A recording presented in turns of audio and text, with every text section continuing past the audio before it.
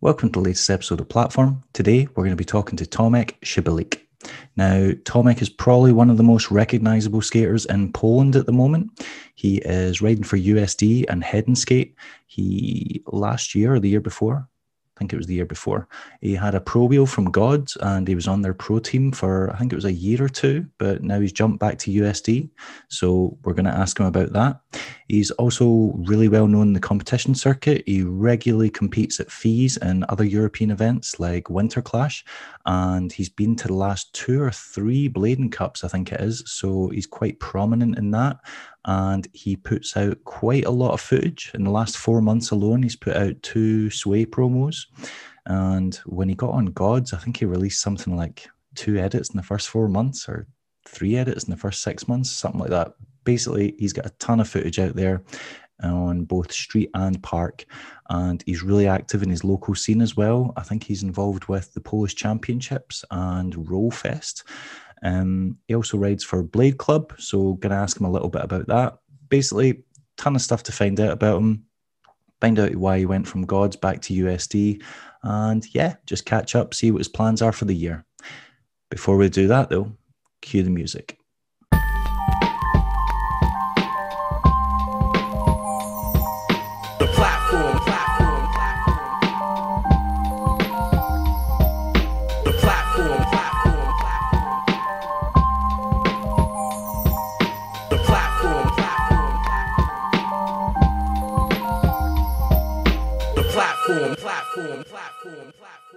Yes, I'm ready.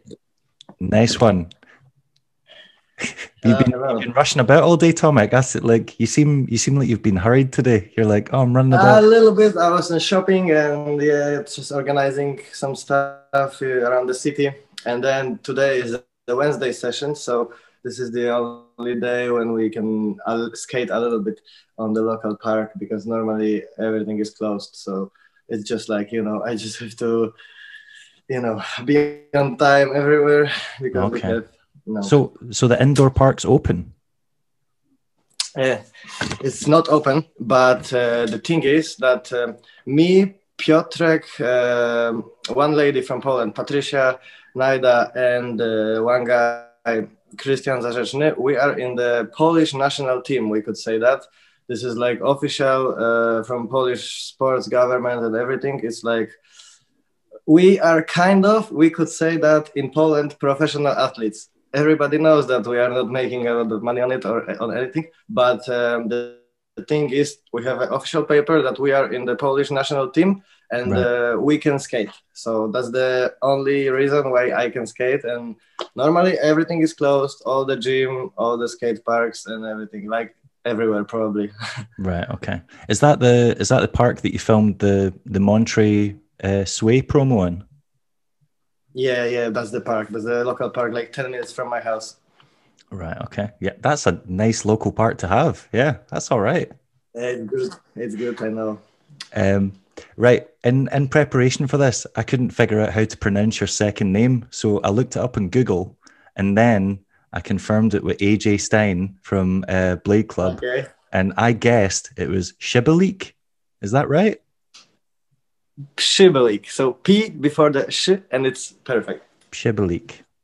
Yeah. Przybylik. It's kind of hard to pronounce. I'm close. No problem. I was on the international contest anywhere, and people even was like, Tomek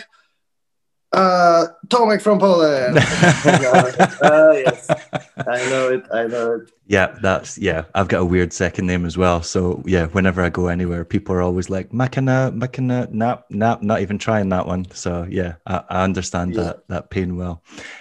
You've been busy on the promos. So in the last 4 months, you've released 2 promos, one for the Chris Farmer Sway and one for the Monterey Sway. Yeah. I film a lot because the last year, 2020, was like, every single year before we were just traveling, like me personally. I was traveling a lot around the world, like for the contest, for just filming and just to meet with some crews and just to skate everywhere, how it is. And then after Winterclash 2020, the lockdown came out and I was like, what's happening? Like I was thinking, even it's not real, it's gonna end soon. And now 1 year later, we are still here, and it's changing a little bit, but nothing special. So the thing is, I was just focusing the everything here. I was just focused to make some project here, to film on the streets a little bit, to film on the parks, because always when I'm traveling, I'm like not focusing too much on the filming, but more like skating with people and hanging out, and or even if it's the contest, you don't have any like too much opportunities to film, or maybe if you have somebody to film you, then it's okay. But if you're doing your run, it's not possible. So this year I was like, let's skate here. Let's just do some stuff, locally around Poland, and travel as much Poland as possible. And yeah, it seems to, yeah, it was cool. I filmed something, and you just have to go forward, and it's weird times. Yeah, because it seems like instead of traveling and competing in all these different countries, you've decided to stay at home and get really productive and just film loads of footage. But that's the one point. But the another point is I'm calling myself a little bit adrenaline junkie, because I really love the like big competitions and big mega ramp shows or stuff like that, because not even that I'm skating there the best, but the feeling which I'm getting there is like the different like feeling when I'm going to skate a little bit on the local park or something, and I just love it. And I try to recreate that feeling with something else, but it's not kind of possible. Like rollerblading is giving you a lot of emotions and everything, but it's hard. If you're traveling and you love to travel and see new places and meet new people and everything, then it's kind of sad that you cannot do it, but yeah, understandable. Yeah. So you got back on USD last year. What's your position on the team? Like flow, pro, do you have a position on the team? How does it work? And actually I'm not sure what is my position. I'm just I was skating for USD long time before Gawds. Yeah, I thought that. Yeah, like long time before that I was skating ramps, but then only USD, like not even different skates. And then because Gawds is still power slide, so they are a little bit connected. Like it's Frankie, but it's still like some of the I don't really know how the business works, but I don't think anyone understands what's going on between Gawds and power slide. The thing is, when I was skating for USD, the boss of USD, Matthias, told me like, if I'm interested, they are looking for somebody to promote the Gawds in Poland. Not in Poland, in Europe. So they invite Michael Prado to the team, and they invite me. And I was like, yeah, it's just different. Like that was the pro status. What they gave me. Pro in God's team. It wasn't, of course, it wasn't like the dream deal of whatever, how it is in rollerblading, but still it was like kind of making better my situation. And I was like, why not? Let's try different skates. I never skate them, but let's see how it's gonna work. And if it's gonna be bad, I will just leave it. And I told Matthias straight away that if I would not like the skates, I have to, just don't skate it, because that's the most important thing. So I tried them. I tried 2 pairs, because I was Frankie once and then the Michael Prado ones. And I was skating on these skates, I think 1 year or 1.5, something like that. Like for sure, I think it was just over season. A year, yeah. And it was good. They made the pro wheel for me, so I was super proud and super happy of that. But then I was super missing my flat setup on Aeons, because I couldn't find my perfect frame for the flat setup on God skates, because the skates, they wasn't bad. They just low, and if somebody liked that kind of skates, like carbons and stuff, it's perfect. But for me, I have to have a little bit more supports, on the calf, and a little bit higher calf. It's better for me. And also the frame from Aeon 60. I was like super in Yeah. love to, you know, just skate flat on the perfect frame like that. And I was trying slim lines, even symmetrics, even old school Kaiser streamline something, you know, which one? The Yeah, black yeah. one, like totally old school. And I couldn't find the best stuff. So I was like, let's skate a little bit on the Gawds more. But then when because I was kind of thinking about the contest. I went to the FISE, Saudi Arabia, on this Gawds skates, and this is the biggest park what I ever seen. You know, FISE parks are the biggest. So I was like, yeah, let's skate. But that was warm and everything was like big and huge, and I was feeling that the skates are not stable. Like when you're skating on this kind of like big obstacles, you need something hard boot and which, you know, hold your feet strong and protected. And that one was like more, me personally, my opinion is the God skates and this carbon stuff and this, I know Carlos Bernal, for example, he's killing it in carbons and he's like totally madness on the carbons.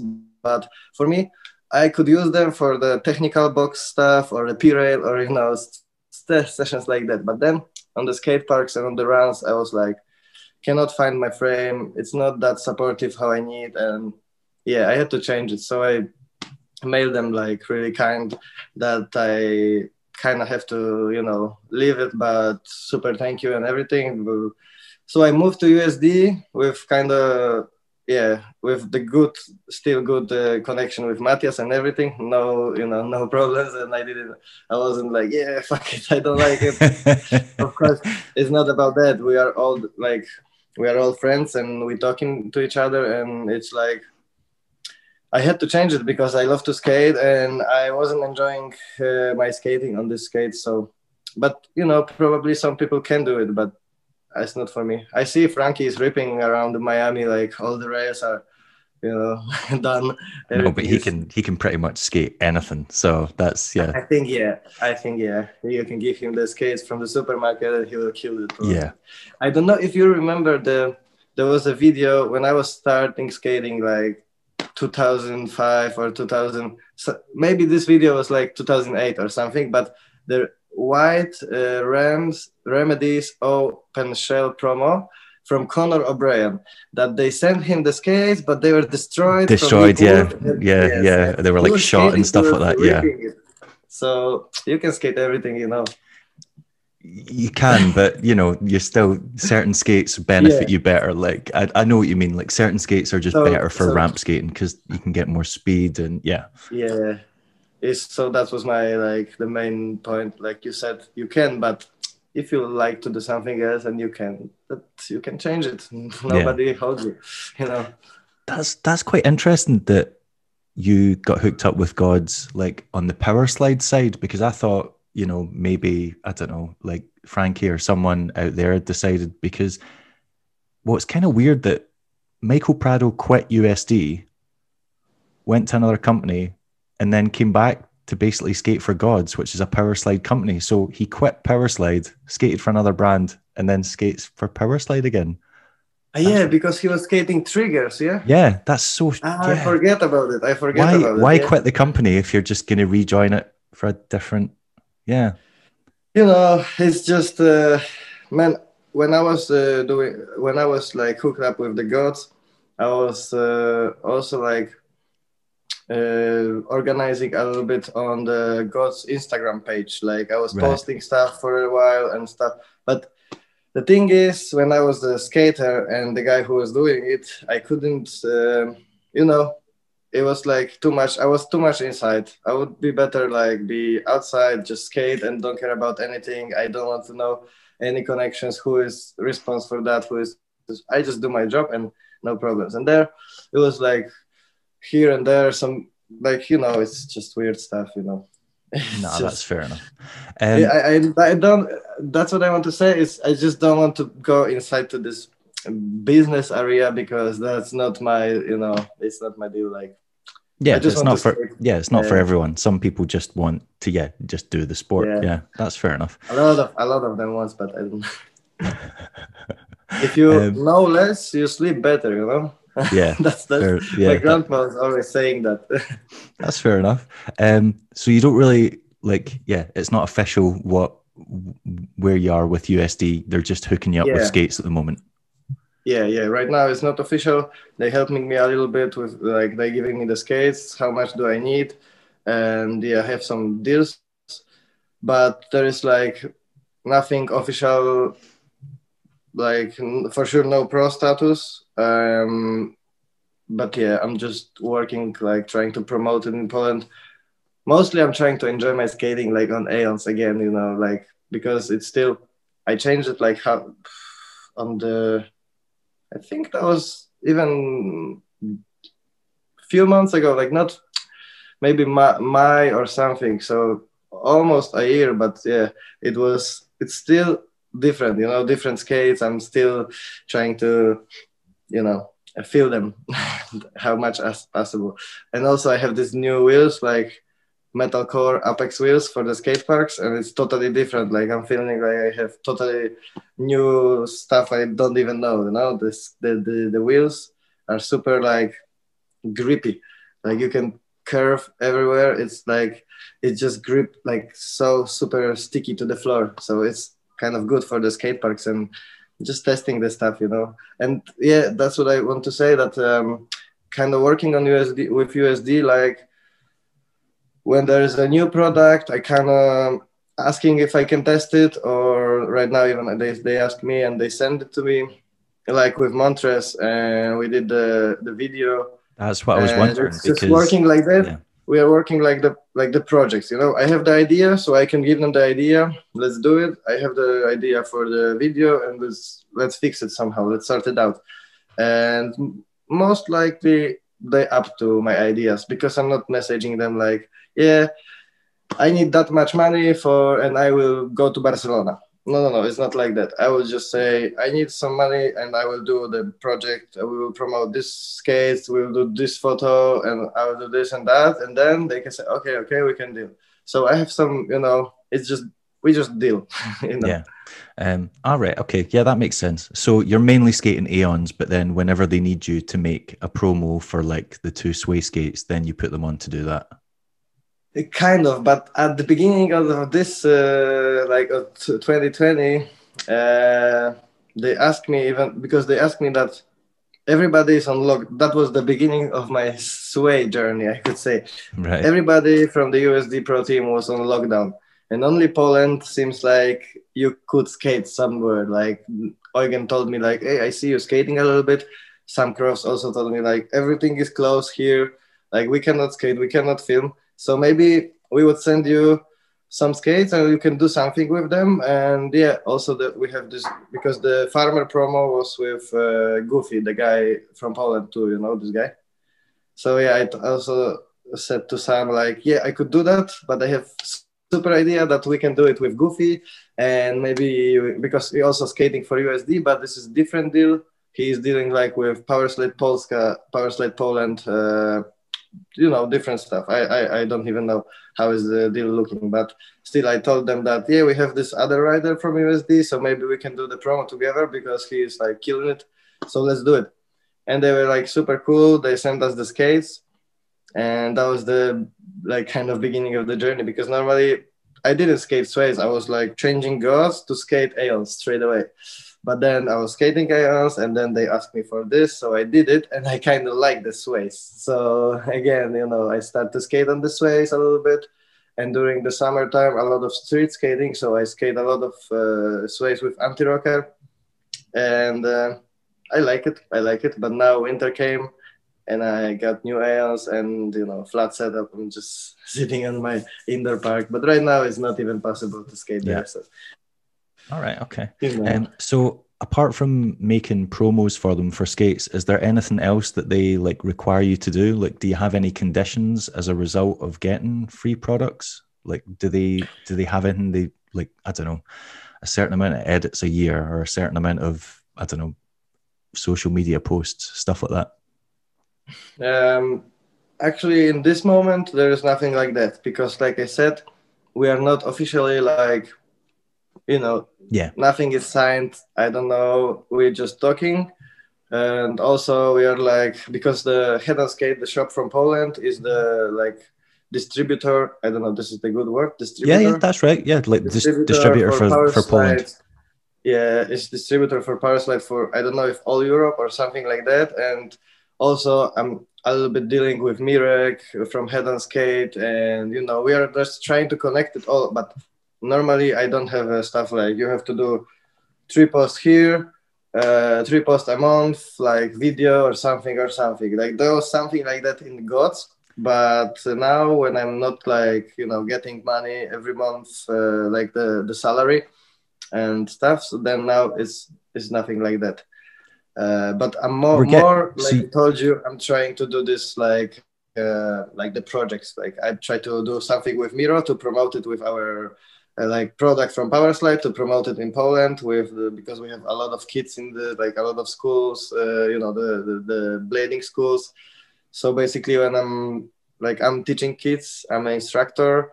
So when I'm going there with the new products, they're all interested and they're asking and everything. So we are trying to make it like just, you know, just how can I say that? Just promoting the brand. Yeah, promoting the brand to the kids when you're teaching them. Yeah. I could say projectly or something like that, you know. Yeah. So you were getting a salary when you were on Gawds? Yeah. I think every pro rider from USD Skates have this salary. Like there is stuff what you have to do, and USD too probably they have this deals stuff what you have to do, and then it's I was going to ask that because I've heard a rumor about some of the conditions for pros on Gawds. So I was wondering if you could tell me what were the conditions when you were a pro on Gawds. Because there's one of them I've heard that I think sounds pretty intense. Yeah, for real. No, I've heard that they asked their pros to try and film an edit a month or an edit every 2 months, and that seems like a lot. You know, actually, I can say that this is not truth. Like that's right. For sure, I can say this is not truth. The thing is about the full edit, you can do. It's not like 1 a month, but you can do maximum 3 or 4 a year. So it's more like that. Right. So 3 or 4 paid edits for a year or something like that. So you had to have a minimum of 4 sections a year. I think it depends on you how much you want to make money on it, because for for this kind of section you can get paid. So if you make 4, you can get paid, but if you make like 1, you get paid once. So, but if it's good, and there is some conditions what has to be, you know, done in, like, not in the video, but like how it should look like, what should you promote, what are you doing, and yeah. But you're not going to tell me what any of these conditions are. No. I don't know if I can. You know how it is. Where's the fun in that? Right. No, but I can tell. I will tell you that this is simple. Like for me, I received a deal that I don't even remember how much was it, but that was like I cannot tell you right now. I don't want to make anybody mistake, but it was something around. It's not about the full video, full profile, like you said, like 1 month, every single one. But no. It's more like every single month you have to be active on Instagram. So at least 3 maybe tricks, 1 lifestyle photo, 1 setup photo, but not every month because you're not changing skates every month. And it's more like that. But I would like to tell you, but I forget the details. Yeah, I don't think that's unreasonable. But there was some points like supporter package, some other package, and some other package, and you can get this much amount of money and that amount of money and that amount of money for stuff. But this is just, you have to be active and you have to do stuff, because I guess that's from the like back in the days or something when I don't know if USD was paying like more to the skaters or stuff and they didn't do stuff, so maybe they protecting themselves like. Oh yeah, there's a massive history of brands. You know how it was. Yeah, brands used to give loads of skaters, like skates, wheels, frames, and they wouldn't do anything in return. They'd film nothing. So yeah, it makes sense.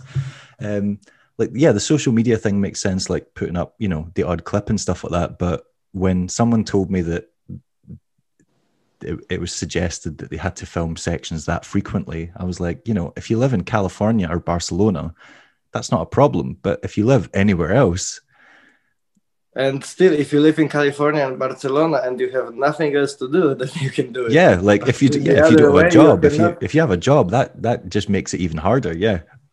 No, it's not possible. I think even like one section a month. Oh man, 12 sections a year. Crazy. I mean, there was that terrifying period when Frankie was releasing a new street section every month or every 2 months. He did that for like almost 2 years straight. That was insane. And they were there was the time like that. They were good as well. Yeah. So it's possible. All of them they were crazy. Yeah. Yeah, but he's a bit of a machine. So I don't really think that many people could do that. Yeah. Robot. What were you gonna say? A robot. He's a robot. Yeah, he is a bit of a robot. Yeah. Also, considering how old he's in his I'm sure he's in his late 30s now, and he's still skating for sure. Well. I think around 35, 34. I think he's older. I'm sure he's older than that. Older? I think he's in his late 30s. Yeah. All right. Okay. Well, you're not going to tell me any more about the Gawds thing, so we'll move on from that. Ask for whatever you want, but I don't remember everything. Right. Okay. Cool. So you've been competing in FISE now for quite a few years. How many years have you been doing that for? Man, I can. I don't really know how many years I'm doing FISE, because like last year I didn't do FISE, and 2 years ago I did only one stop, like Montpellier. But before, like 2 years ago in 2018, I think I like kind of stopped a little bit with FISE, and then 2019 I was only in Montpellier and focused more about street skating, and then I get the pro wheel and everything, so I just leave FISE a little bit. But before, I think my first FISE was 2016. That was Montpellier, France, and I didn't score anything. I just went out from to the finals. So that was it was perfect for me. I was super happy. And then 2017, I placed in China and Budapest. I was 17 or 18, so something like that, But I think I started in 2016 and till 2018, 2 years of like full every single FISE event what was happening, I was there. Okay. So Hiroshima, Montpellier, Budapest, and China. That was the 1 year, and I placed on 2 of them, so I was super happy. I was third, but Third's, who you're competing against. Third is still impressive. Yeah, I'm super happy of that. Yeah, that's a stacked group of like some of the world's best park skaters. So yeah, crazy one. Yes, these guys are. So do you get the full FISE treatment? Do you get the accommodation paid for and stuff like that? Yeah, man. The FISE is like doing really good job with that, because I totally didn't expect that. I was just going to FISE and everything, just because a lot of people are like, I don't want to compete in that because those crazy skaters, and I have no chance. And I am the same, but I like to do like challenges, and it's just gonna get you more. It's just gonna get you better, It's just making progress. So I was like, let's just try. And let's see. But what was the question? I just lost myself. Sorry. Because I've heard that like some people that compete in FISE get their flights paid for, their accommodation paid for. So it's basically getting to see the world for free. So basically I was going to Montpellier by myself, and they organized the hotel, so that was the big support from their side. And Montpellier, I didn't went too good, or just make it to the finals or something, and like top 10 or something, so nothing special. But then I was in touch with Johan from FISE and everything, and I went to Budapest, and Budapest I placed third, and I didn't even know. I just expected that third place, it was like 1,200 euros or something, and I was super happy being there, winning that money. I was like, super. And then they told me, you have the tickets to China and hotel in China and everything for the next FISE. And I'm like, whoa, are you serious? For real? And top 5 people from the event before is going to the next event like that. Like they paying for the flights, for accommodation, and for food. everything is sorted out. That's pretty crazy. Like, so you don't even have to get on the podium. You don't even need top 3. If you in top 5, they pay for you to go to the next event. That's really top 5. They pay you to go to next event, and they pay top 12 people to, everybody who is in finals is getting paid. Like even 12th guy is getting some 100 or 200 euros, like for real. Right. Okay. Right. So yeah. So it's just. So basically, if you make it into the finals, you get some money. You can just calm down, think about your run, and just go YOLO. If not, you are still have something. But no, the point is, like, I was super happy to do that. Like when they gave me the ticket to China and everything, I was like, what's happening? This is amazing. So then I got to do this twice. Like once they gave me to China, and in China I was third, and I won the tickets to Montpellier again, and accommodation and everything. Right. So twice they gave it to me. I've got something to ask you about Montpellier, but we'll get onto that in a minute. First, I want to know is, some of those events have a lot of people at them. Like some of the crowds are really big. What's that like skating in front of that many people? Because that's got to be quite intense. Because there's very few other events where the crowd is that big. Like Winterclash isn't really the same, because it kind of feels like the crowd is part of the event there, whereas in FISE it feels like it's just all these people around you just watching you. So and the main difference also is, like on Winterclash you have like 2,000 people watching, but there's only bladers almost. And FISE is like normal people from Montpellier just walking around, because every year in their city there's big extreme sports festival which is happening. So they just, visiting that. But about FISE and the crowd, it's like the biggest event, I think, is the Montpellier one. They do it like for like 20 something years. And if I'm right, I could say there was like 20,000 people in one day. They counted like in one day in Montpellier, like going around and, coming back, like just moved around 20,000 people there. And even on it wasn't like a final day or something. And then the next day it was even more and more. I was reading, like, there is some statistics about that, but I don't really know. I don't remember that. But that was like the biggest crowd I ever seen. And of course, it's different, because normally it's not like that. But also, like I told you, I'm kind of adrenaline junkie, and I'm super cool with this feeling. I'm not feeling anything special. Like, I don't care about these people. I don't want to sound bad, but I'm in my focus zone, and I'm just going, I'm just here, and I'm just me and the skate park and the judges and the guy who is saying my name, like, you go. And then I'm thinking only about that.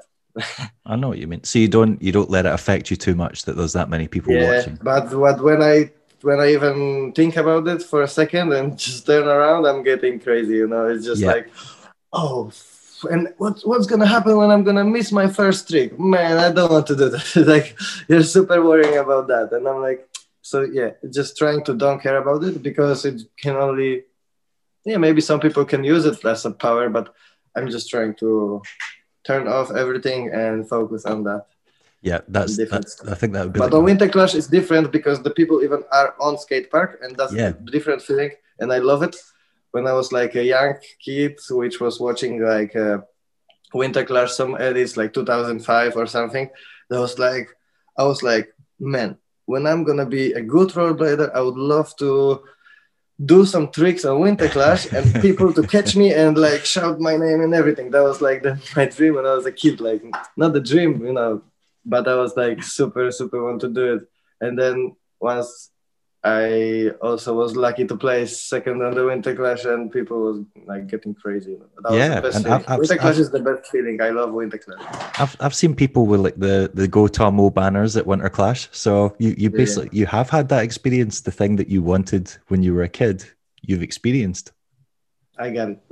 That's pretty cool. That was it. See, when you're not competing at the FISE, like you guys obviously, do you get a lot of free time? Yeah, that's the point. Like, that's the thing when it's it's not that much free time, you know. Yeah. It's just more like we are calling it FISE bubble because when you're going to, for example, Hiroshima, Japan, you want to sightsee and everything, you want to see everything, but still you have 3 days, like 1 day to warm up and train, 1 day to like semi-finals or even qualifications, then semi-finals, and then finals. It's like 3 full days of like busy schedule. So we were like, I was trying every time when I was anywhere, I was trying to sightseeing and see stuff, but it's not that much how you go to, for example, to Japan and, you know, to visit stuff, to visit, you know, places and buy souvenirs and everything. You just have to think, when do I have 2 hours to go around from this park to the city center, maybe eat something, see something, and then, yeah, maybe Sunday when it's free day, but not always Sunday is free. Sometimes Sunday is like a finals and Monday you're going home. So, you know, when you have a flight, it's still that you don't want to go around the city. You just want to, you know, if you have a flight in a few hours, you want to be on the airport, check in your stuff and don't even think about anything else. But there is time, you can sightsee, you can check stuff, you can, you know, enjoy the trip to the different country, but it's not like holidays. It's more like sport event. I would say this is like a sport discipline, like real sport stuff. And I thought that. I didn't imagine you guys had too much free time. Yeah. Okay. Yeah. But you have free time at the evening, but you have to be super fresh for the morning, so you know.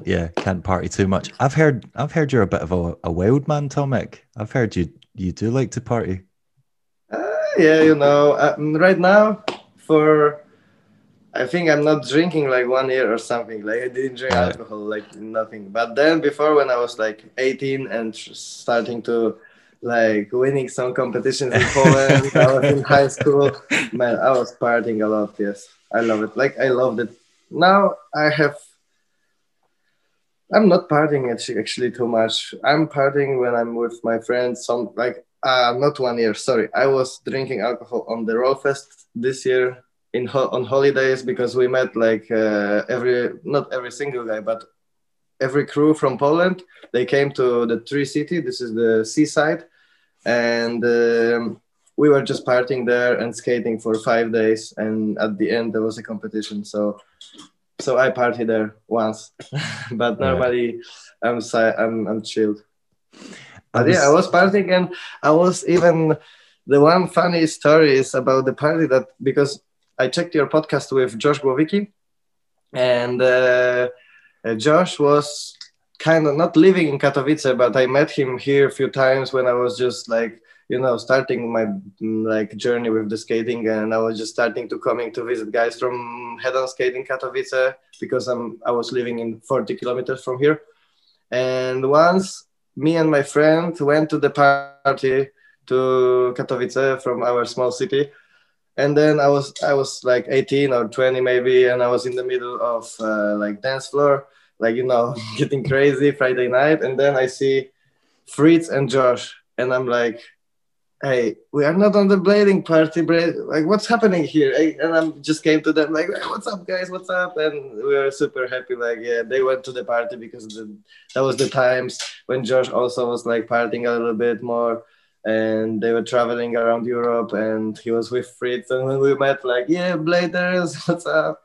And that was super cool, you know. So you just randomly bumped into them in like a bar or a club or something like that? In a club, like on the dance floor. Like it was 100 people, and then there's Josh and Fritz, you know. That's pretty funny. So I was talking to AJ Stein about you from Blade Club, and he told me some things to ask you about. He told me to ask you what happened with the French at FISE in Montpellier. With what? With the French. I really don't know. He said something happened between you and the French at FISE Montpellier, maybe in 2018. He said it was the first time he met you. He first time met me. No. I don't really know. I don't know. Maybe he know the story and maybe it's funny, but I really don't know what was that. Okay. I think it's... And do you know? So nothing. That's what was annoying me. He wouldn't give me details. He just said, "Ask Tomek what happened between with the French at FISE in Montpellier. So I didn't know if something happened with the French skaters, or I don't know. I don't really know, man. I think there was nothing special, like nothing important, because I don't remember it. Maybe AJ knows something special. I don't know really. I'm not sure. Like, what is he talking about? Okay, so We're gonna ask him nothing after. happened the weekend you met AJ for the first time. No. I met AJ, and I don't remember anything special. What was happening there?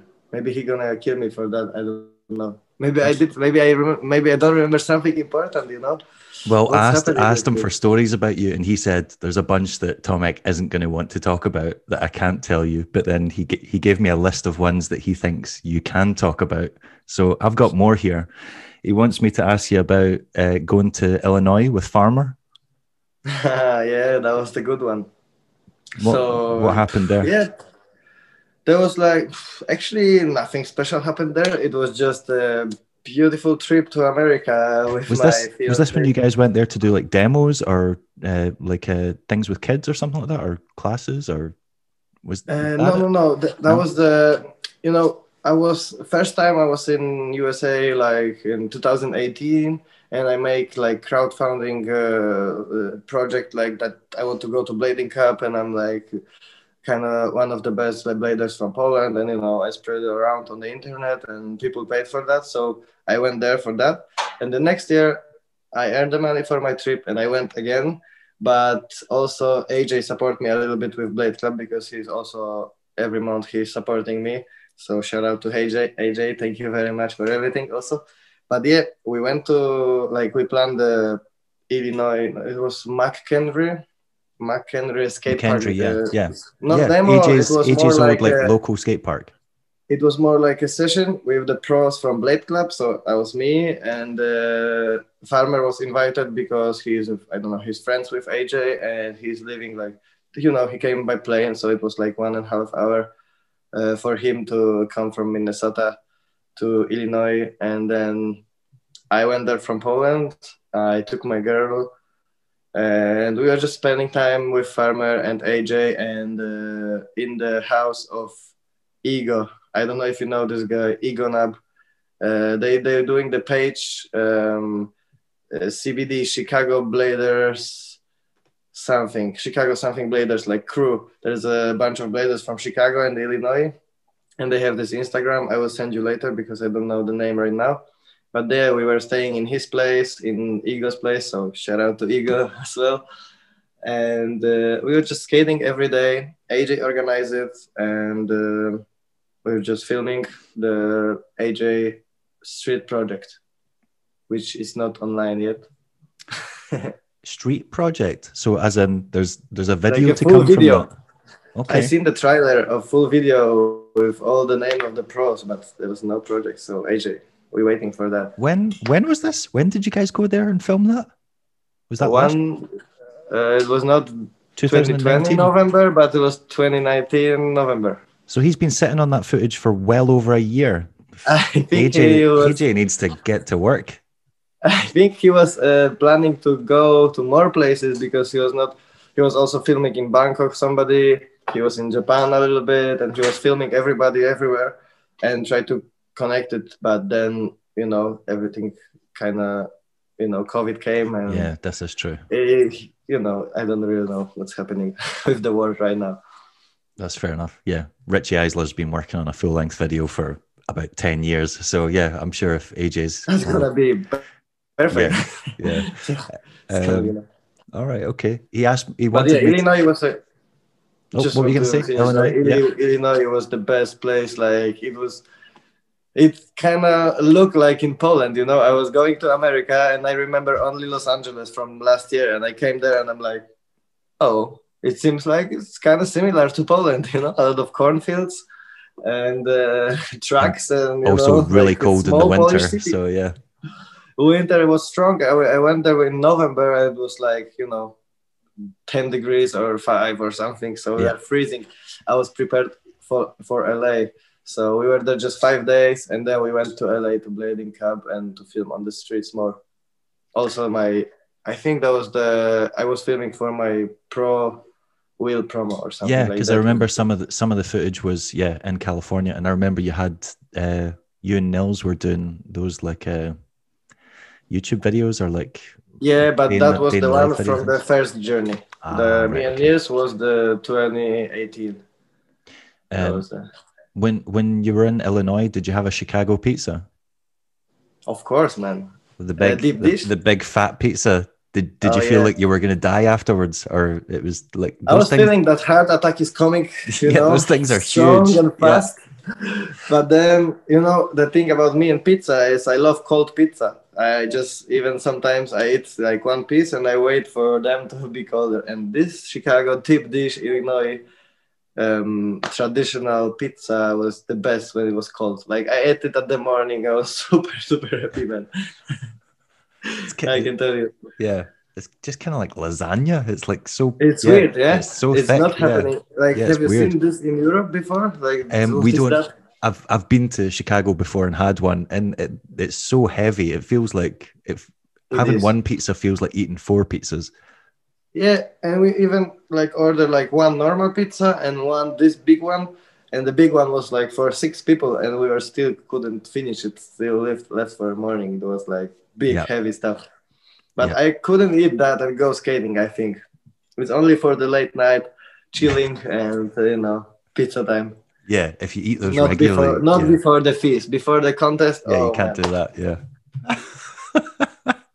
What do you eat before a contest then? What's the safe meal to eat before skating in a contest? Like straight away before the contest, like straight before your run, you don't eat anything. Maybe I'm eating big breakfast and I have prepared like sandwich and some bananas and some nuts and like isotonic drink and water just to not fill up myself and be like, oh man, I need energy. Like I have to wait for energy, but just to, you're just trying to stay in the mood when it's, you're not feeling heavy, you're feeling good and you have power.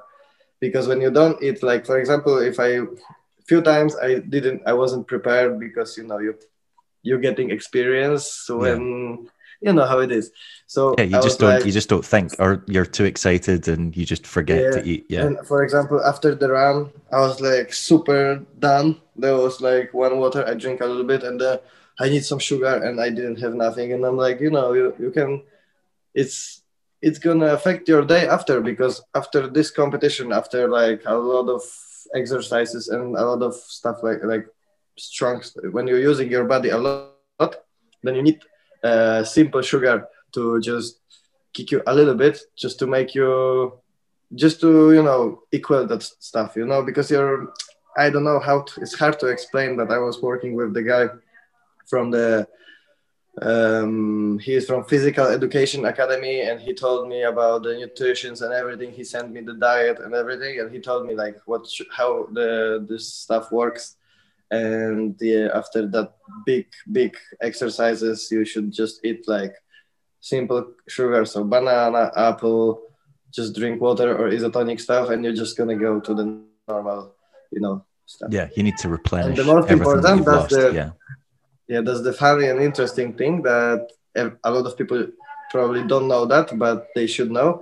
So I will tell them that after this round, for example, 50 seconds, you shouldn't supposed to sit for like 1 minute or something, because everything, all the sugars and everything, you shouldn't just rest, because after the run, when you're like super tired and you're going to just sit or even lay down and rest, it's not gonna help your body. Like Yeah, because your organism you'll needs get like, cramp in your yeah, and muscles. Yeah. everything needs it's more about that sugar, that the, I don't know, insulin or something is just, it's just going weird with your body when you after exercise, because he is super, your body is thinking that you're still gonna do something, and he's producing some stuff which you don't need now. So it's better to stay and just feel the muscles, that let them live, let them just chill a little bit. Like I think that was 30 seconds or 1 minute, and then you can sit down and chill them more.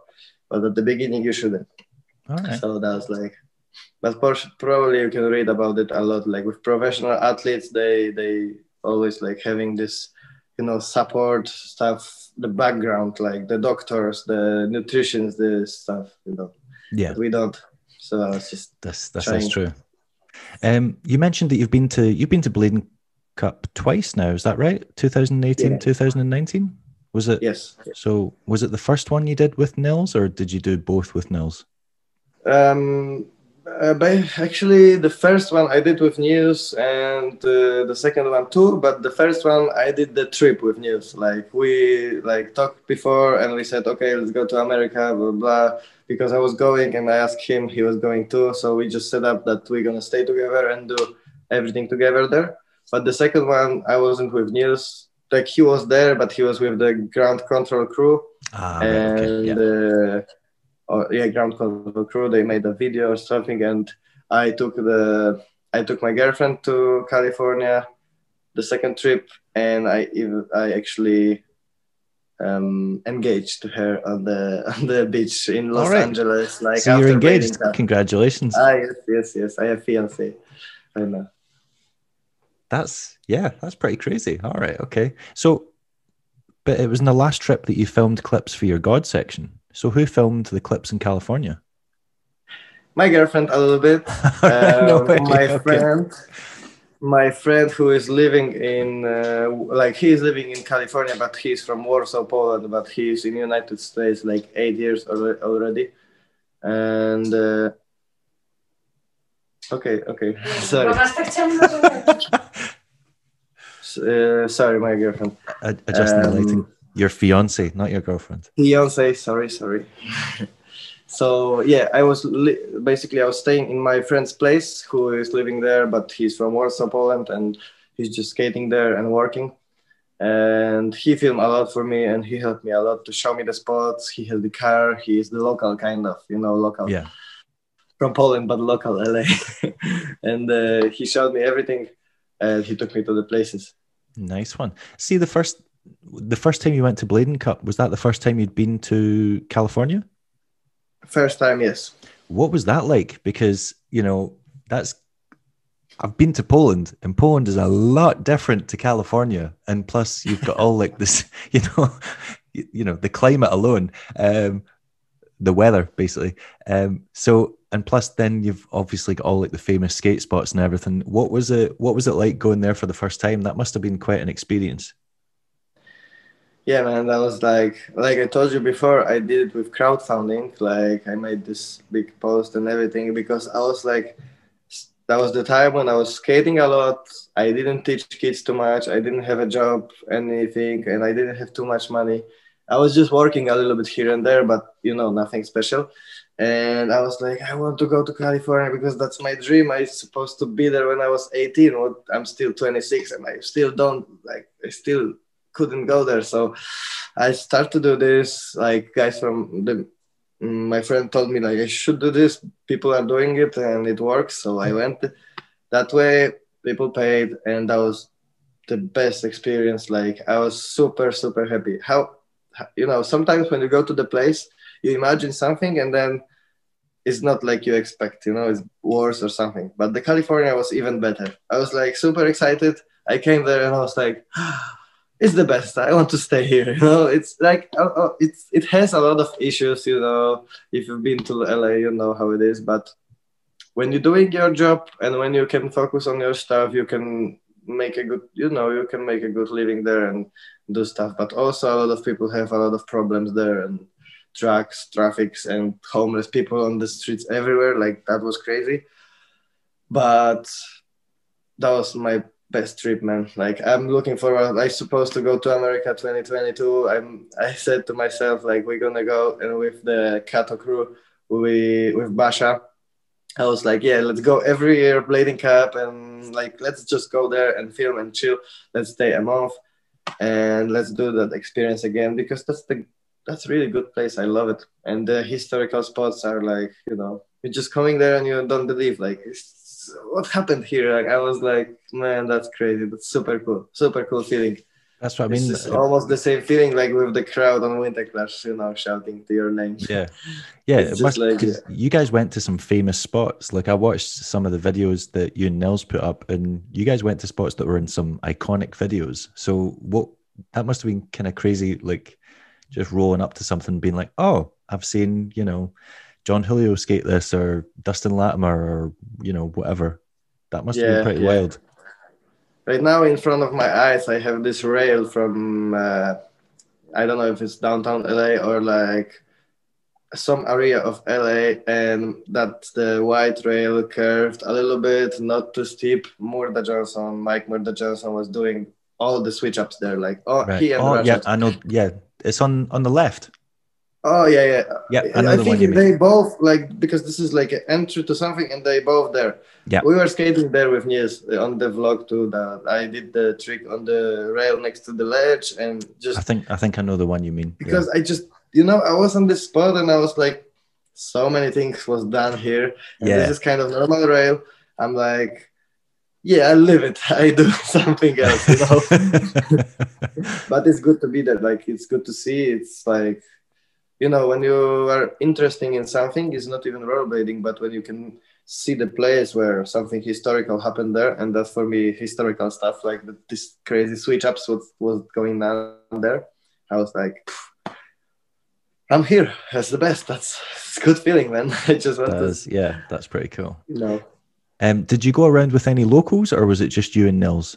Like when you went looking for spots? Me and Nils, also USD, and then that time that was the Gawds.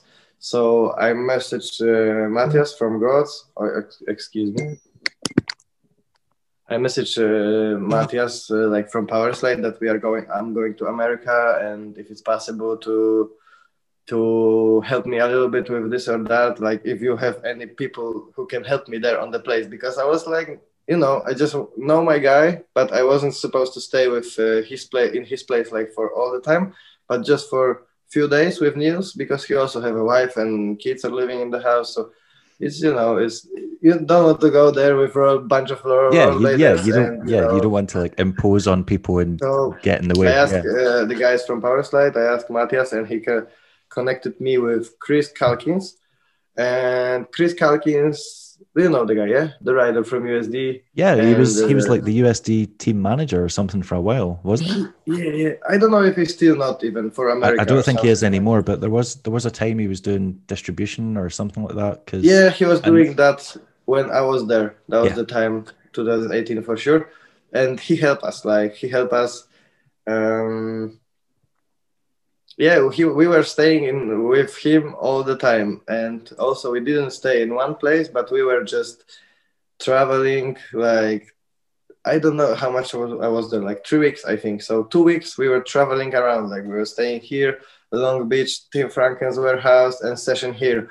The next day somewhere here. The next day Woodward West, and the next day somewhere here. You know, he is the local, like not local, because also he is from Oklahoma. I think he's from Las Vegas or something originally. Oklahoma. That's it, Oklahoma. Yeah.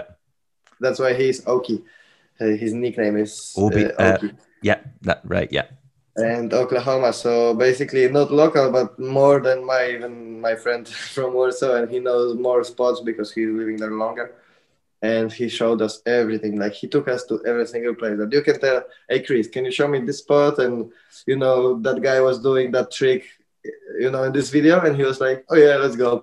And he was just packing stuff. And he didn't have a job at the time. He was just working for USD.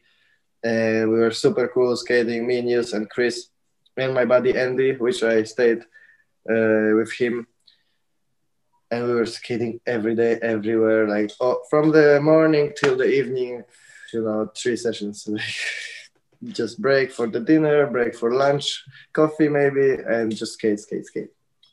It was perfect. 3 weeks basically visiting Woodward, Bladen Cup, and loads of famous historical skate spots. That sounds like a good time. That sounds like I want to do it again. It makes me jealous. Like, man, you know, I even start to do like this year, the 2020 year, when there was like pandemic starts and everything. I was like, yeah, I want to do something with blading, so I cannot do nothing. So maybe let's just bring my memories, what was happening somewhere. And I start to do my YouTube channel. It's nothing special, and now I have like 500 followers or something, but still it's a very annoying YouTube channel because I've tried to watch a couple of the videos and they're all in Polish. How am I meant to watch this? Yes, What I is know, this? and that's what Why are I you was about to excluding say. me? Stop excluding non-Polish speakers. I have to exclude you because I'm excluding Polish people with even, you know, Instagram posts on This English. is true, yeah. And That's the fair kids enough. don't speak Polish to kids. Not every kid speak English to, Yeah. you know, the best. So these vlogs on my YouTube is more like just for the kids and for the people in Poland, which they want to see what was happening on FISE this, on FISE that. And yeah, that was kind of like this. So that makes sense. Yeah. Okay. I'll let you away with that then. but I was thinking about it last week now I'm gonna have to learn Polish. That's not fun. Every Thursday I'm posting the video and I was like, let's just maybe do the subtitles or something, but still subtitles are not the same, you know. I know how it works. Yeah. I know how it works. But maybe I will do some I have some ideas, but let me just, you know, let me sort it out. But about YouTube, I seen the best thing like 2 days ago or something. Joe Atkinson starts to do about the historical spots. When we're talking about historical spots, he started to do the blade tourism, which is super cool. Like I was having this idea to show the kids which are skating in Poland right now, like what was happening in Poland 20 years ago on blading. Do you even know that, kids? And I will just do something, but right now that would be really cool. Yeah, because you could just go about talk to the pros like from back in the days and show them like what's happening, what was like that, what was the to be sponsored in the days before, like how is this working and how was the industry working, because now people are thinking like if you don't have too many followers on Instagram, you are not like kids. I'm not saying but kids are watching these numbers and we are like, and I can say that I have more than John Bolino, for example, or somebody like Kelso Brothers. And I'm like, but man, I was watching them from the beginning. Like, kids, it's weird how that works. Yeah. Yeah. And I'm explaining to the kids on my classes, like, because they say, yeah, but you have even more than this guy. And I'm like, but this is nothing, you know? Yeah. But this guy's got like 30 video sections and's had like 10 pro skates. Yeah. So I know what you mean. Yeah. The numbers don't make sense. Yeah. Yeah, it just shows that some people are really good at social media and some people don't, or just don't care that much about. For real, you can like, but these times when you, of course, if you're a pro, you should skate good, but also you should, you know, promote yourself a little bit here and there. You should work, you should, you know, do stuff different than only skating. This is true. In this so day and age, but I know about, I'm not saying anything bad for sure about Bolino. Is like one of the best skaters, but he was not just on the scene. He went like out. He have a break, so now he came back and he gonna earn it in probably next 2 months. He gonna have more than me, but you know, I'm just trying to tell the kids that this is not the most important thing. But because some of them even have more than me already. Like I was about to say, there's probably some kids with like viral videos that have got like 10, 20,000 followers or something. Yeah. I'm just trying, you know, for me and my Instagram, I'm just trying to make this also like cool looking. I want to post only footage, like good stuff there, and I want to earn 10,000 subscribers just to do this swipe up stuff for the YouTube. So you can link the videos. Yeah, you can link the video. It helps a lot with the promotion marketing, but right now I'm just, you know, I'm caring about that, but it's not the most important, you know. I even turn off like for me and my social media, actually I'm planning to delete Facebook because I just, you know, I don't need it too much. Maybe I will leave the fan page or something, like just to post stuff, but I don't need social media to you know, to see the posts from all around the world and the problems and stuff and good stuff and bad stuff. But then I'm thinking, oh, this is good, so I'm bad. And then there's bad stuff happening and I'm like feeling sad about it. And I'm like, man, I shouldn't care about this. So Facebook is off in my phone. Like all the notifications are off and only people which are close to me, like they have my number and they can call me. Everything else, I'm like kind of trying to make it like a work, you know. I'm trying to not connect it with my, like, it's hard, you know, it's hard to split it. Like, yeah, Yeah, I this know is what you just mean. Just business. I just have host this and I yeah. don't respond to anybody. It's just my business. No, you just have to talk to people. You have to do this. You have to do that. But I'm trying to not focus on, like, you know, that much. Trying to focus on my skating and trying to train a little bit for this new season, which is coming, but I don't know what's gonna happen. Like, Yeah, should be. I don't think anyone knows what's going to happen. I think that's Yeah. that's the strange part. Yeah. So So social media is important these days, but you also know, but you know from your private probably experience that kids are overuse it. You know, like, not overuse, overdose it. Like, every single time I'm sitting on the skate park preparing my stuff to skate a little bit, and there's some kids are sitting on their phones on the skate park. I'm like, there should be the sign like no phone on the skate no park. You phones in the know, park. no Yeah. internet, no internet, because phone is okay to film. But you know, it's just like, I think it's a big problem for these days. But Oh yeah, definitely. Yeah. also big help, you know. So Yeah, it's got like everything, it's got positives and negatives. yes, Yeah. yes, yes. I've heard you're also involved in, what is it, so you mentioned Rollfest, which you were at, but and what was the other one? Is it Polish Rolling Championships or Polish Championships? Something like that.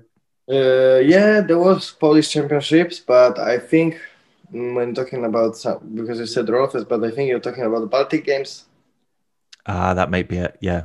Baltic Games, but yeah, I'm kind of involved in anything what's happening in Poland with rollerblading. I'm trying to be there because not only to compete, but right now I'm trying to work a little bit. Last year, I was not last year, maybe 2 years ago, but I was trying to help a little bit with organization of Polish Rolling League, because I want to do this like the same rules like on FISE, the same judging rules like on FISE, and connect it, like, for example, Polish Rolling League, like top 3 people can be qualified to some FISE event, like amateurs to amateurs, pros to pros, girls to girls. I was trying to do it. Then, you know, there's not too many competitions and stuff, but yeah, I was involved. And then I think you were talking about that one, the Baltic Games, which I invite the pros from around the world, like basically from FIS guys, because that was a big skate park, and there was like an organization, Baltic Games, and they organizing the festival of extreme sports every year, and they was doing it with rollerblading, but then in 2011 or 10, they said, yeah, you cannot be here because Monster and Vans is the main sponsor, and you have to pay 25,000 zlotys, which is like, I don't know, 6,000 euros or something like that, just to be in, and also pay for our prices and for stuff. So we were like, That's because nuts. that was Yeah. I was in touch with the guy who was organizing this with them, and I was like, they no for real, for real, and they were like, yeah, that's the main sponsor and everything. So they kick us out. We were doing well. We were just having our own competitions. Everything was good, and then 2 years ago, yeah, that was 2019. They asked me if I want to do Baltic Games, like, you know, the biggest extreme sports festival in Poland, again with rollerblading, and I'm like, oh, you guys want rollerblading again, yeah? And I told them straight away to the boss, like, I can help you. We can do something, because that was a mission for me. Like, I can get some money. Also, that was like a good for promoting the sports, you know, because there's like fucking 100,000 people on the concerts, on the show. It's like fees.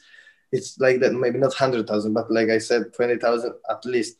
Yeah, a lot of people. They're there. There's a concert. There's like 3 days festival, so it's good for us. I'm like, yeah, I will help you. I will help you. Let's do it. And yeah, I just message all the guys which I know, which they're good for skate park. For example, first of all, I ask for the budget. How is this? How we can do it? And the prize money wasn't too good, but yeah, they paid for the flights and for stuff. Actually, everybody was in Europe that time because that was the summertime, so everybody is here and there. You know how it is. Like, all the bladers was like it, yeah, I organized it basically in like 1 week. Everybody was already known that they are coming, and everybody was super cool with that. So for sure, I invite Joe, like CJ, the guy from Holland, Eric, skate park riders, some street riders. I asked Niels, but he couldn't come, so he asked somebody else from Latvia, and Tom Skraskowski come, my friend. He didn't skate. He did something with his leg on the party, but he didn't skate. So I was a little bit not pissed off, but I'm like, oh man, I'm inviting people, paying for the flights, and they don't skate. Only like 4 of them was skating or something. But then it was good time, good festival. It was big event, and everybody was super happy, and the party was cool. So it's just positive, I think. I didn't focus on the negatives, but there was a lot of negatives. Like the skate park wasn't on the concrete floor. There was like a square cubes, like the cubes when you're going when you in America, like blocks, you have only concrete, perfect concrete, and Europe have a lot of these cubes everywhere. Yeah, and that was kind of like this ground, and everybody was like, "What's happening here? What is this like?" But yeah, it was cool. It was cool. That must have affected skateboarders even more, because the skateboarders going over it would just be like dun dun dun dun dun. No, skateboarders just have a different skate park, really small obstacles on the side, and we are with the BMX guys, like on FISE. It's different skate park for skateboard and street, and then BMX and blades are on the same. Which is I don't know if it's good, but I still cannot do it properly because I'm trying to learn on the big obstacles and stuff. But yeah, it's for example, for sure, it's a good way to show it, because if somebody is going, the thing is, if you're going good on this park like Joe Atkins or CJ or like the French guys, then it looks good. But when I came first for the FISE Montpellier when it was 2016, I couldn't even go down from the rolling when I was standing up. I just sit on the rolling. I was like, this is too huge, man. I was like a vert wall, like 5 meters long. I'm like, I'm gonna fall down. Like when I just roll there, I'm gonna fall straight on my face. It's not possible to some of those ramps look really big. Yeah. So I'm just but yeah, I like it. I think it's a good way. But this is not also for everybody, and this is not only one, piece of like one. Yeah, there's lots of different types of skating. Yeah, that's my point, and everybody should find their own. But that's kind of interesting stuff, like sport, and this 50-second run, competing with different people, and that's it's different. When somebody likes it, it's good. Okay. But when I was talking about it with Bobby, for example, he didn't like FISE. Like he said, this is big skate park. We cannot show the rollerblading how it is. And I kind of prove it, I can approve that, because this is kind of like that, because we have the biggest obstacles. Nobody cares. The copings are even sometimes like, not for us, but for BMXers, they don't care that the coping is a little bit smashed, Yeah. And we have to have everything perfect. We cannot grind there and stuff. And rollerblading is like, it's different. So it's just for the people who wants it and who likes it. That's what I mean. Like you can enjoy park skating, or you can enjoy skating ledge stuff, or there's something for everyone. Yeah. Yes, of course. That's it. For someone, right? So at the start of our conversation, you're like, "Oh yeah, I don't want to do any of the business stuff. I just want to skate." And then throughout the conversation, you've just told me all this other stuff that you do that is not skating. So organizing events, teaching kids, like managing social media. Like you say you don't like the business stuff, but you're involved in a lot of different aspects of blading. Now it seems like I'm joking with you. No, it's just like, man, I would love, maybe right now, I don't know. I'm just growing up, and I'm 27 right now. I'm trying to think where should I go? Like I kind of know what to do, but the thing is, I was super excited to skate and to get a little bit money from Gawds, and like you said, just to skate.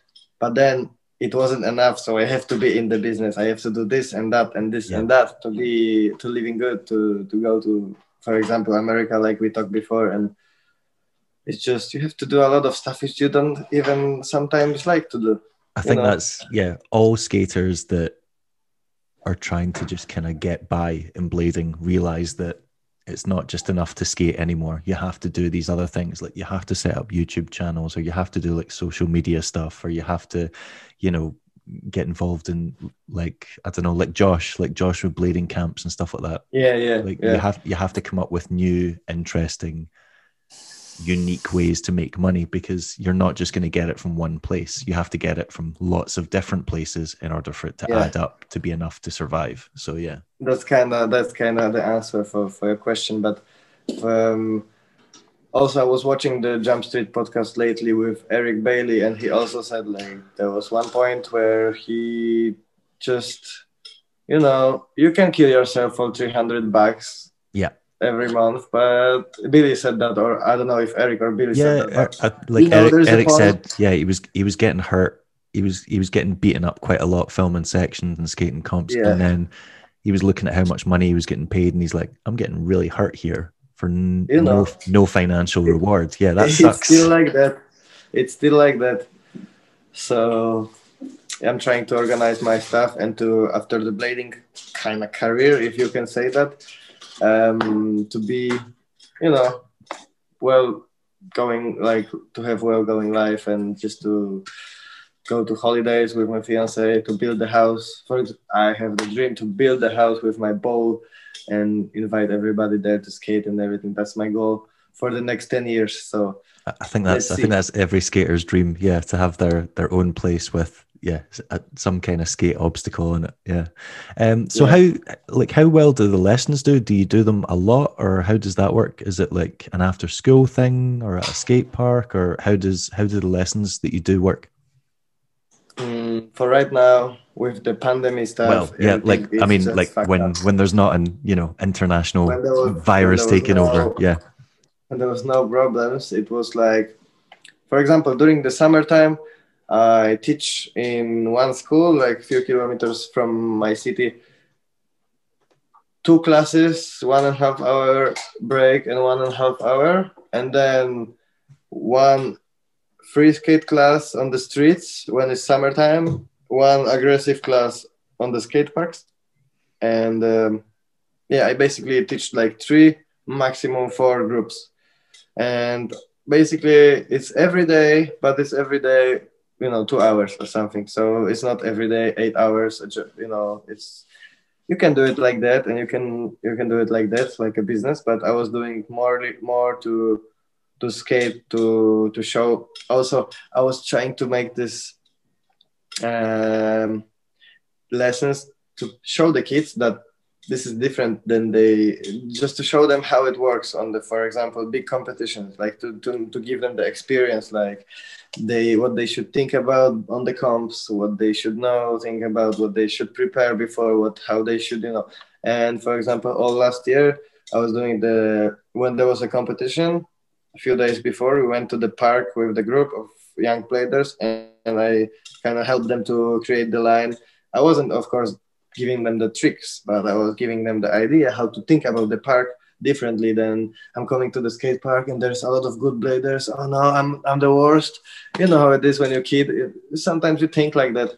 And then I was like, just come and chill and don't care about nothing. You just have to be friends with everybody, because that's the sport and competition. But we are also here with our pleasure, and we have friends, and this is not like we hate each other.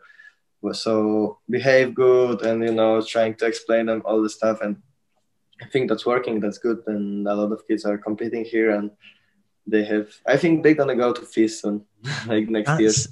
Yeah, that's quite interesting, because no one. There's lots of things about blading that just no one ever tells you. You're just meant to figure it out on your own. Yeah, of course. And competitions is one of those things. Like, no one tells you how to win it or how to do well. You're just meant to understand what the judges want, but no one tells you what the judges want. So you get certain skaters that just go, I'm just going to do the biggest, hardest trick I can do over and over and over again. Or you get someone else. It's not working. Yeah, or you get someone that's like, I'm going to try and do as many tricks as I can, and then, but then that I think that is quite cool if you teach kids like, oh, this is, you know, these are the kind of things that make you do well in competitions. I think Yeah, that's quite yeah. interesting. I like it too. Like I like to give them the experience and to share it with like, oh, you know, it's not gonna be like they're not gonna make mistakes because everybody is learning on their own mistakes. Yeah, But even me, I have the older friends. When I was younger, they were telling me like, "Don't do this, don't do that." For example, about party or something, and then I'm like, "Yeah, what are you talking about, old man? What you do? I'll do what I I'm want. gonna Yeah, do what I want to do, and that's it." And I know kids are like that too. So I'm just trying to be super nice and trying to be friends with them and just not to be like a teacher, like, oh, you don't do this, you telling them don't do off. that, Yeah, yeah, and you have to be like that. No, no, no. It's just rollerblading. We have fun and we come to have fun and to love each other and to skate with everybody and to meet people around the world and to just enjoy the life even more, you know?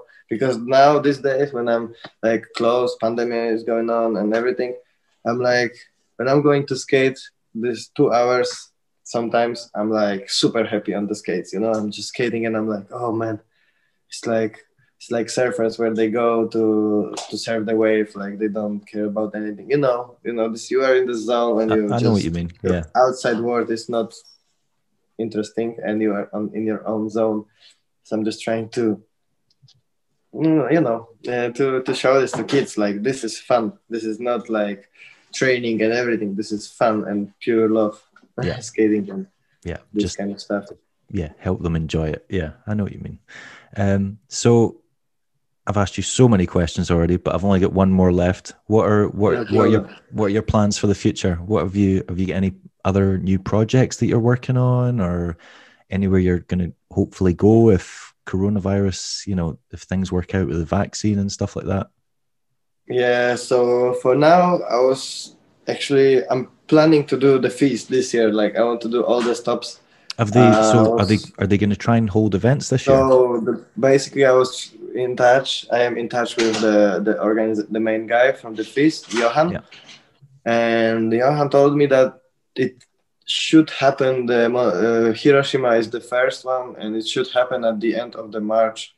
But he said like he is not super sure, and I know he's just a guy who's organizing stuff and he's not from the government and nobody is sure what's going to happen. So in Poland also with the politics and stuff what's going on here is like they changing the law every 3 days. Something new is coming, like here's something you can do, this you cannot do that, and then events are okay but not events like that, and the church is okay but not here, it's just.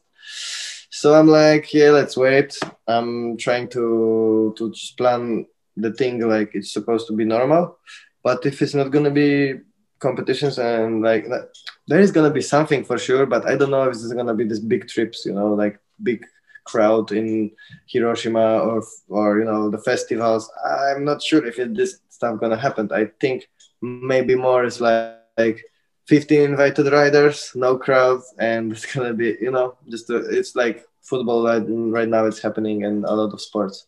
yeah, I'm scared about that a little bit because also people are no, when somebody is organizing a competition or something, it's not like big festival like FISE. It's not only about competition, but also the guy probably not the Johan who is organizer, but the main boss probably he want to make some money on that because oh yeah, he need definitely, yeah, profit, and then people not coming, so people not buying FISE t-shirt, people not buying food on the area of the festival, people not buying beers, people not buying anything, so it's not it's not working how it yeah. should, Doesn't make sense financially. Yeah, it doesn't make sense financially, and then who knows what's gonna happen. But now I think we're gonna go forward right now, but I don't know how long it's gonna take. That's the problem. I think okay. we're just gonna go forward and forward, and everything is gonna go better. But I don't know how much long. But my plans are to do FISE. I would love to do FISE, and I want to. Right now, I'm filming my promo for the new Aeons. It's not kind of promo; it's just more like a profile during the winter crazy days. I Oh, so just want like to. a street section. Yeah, street section on this new skates. That's my plan. And yeah, let's see if the FISE gonna happen. If not, I don't know. But Polish competitions are happening. Oh, that's what I know already. But also, we don't know if the crowd gonna be here or no. But the Polish, how can I say, the Polish Rollerblading Federation, they are organizing that, and they are like taking care about it already. So, Right. So I think we're going forward. All right. So and nice that's stuff the plan. coming. Just to skate and enjoy, Cool. That's the most important thing. Have you got a timeline for when you're hoping to have your new street section finished? No. I don't really know. I just start to, just start to, and so actually this week I have to just sit and plan more spots and plan how it's gonna look and everything, because mostly I don't know how anybody else are like filming the section, but mostly when I have the cameraman who is going with me, I have everything written down. Sometimes not the tricks, but the spot and what's the places you want to go. It's just it's making easier the job, and like it's just coming from 1 to second, and so I have to sit and prepare more and prepare my stuff for the profile, and then I can let you know when it's gonna be happening, because now it can be like month, 2 months, probably something like that. Cool. Well, looking forward to it. I hope FISE goes ahead and you get to go, and can't wait to see it come out with next. Knowing you, there's going to be more USD promos at some point in the future, because you seem to be really productive with that. But yeah, hope you have a good 2021. Thanks for taking the time to do it. Thank you for the conversation, man. It was good to see you, and probably see you on the Winterclash app.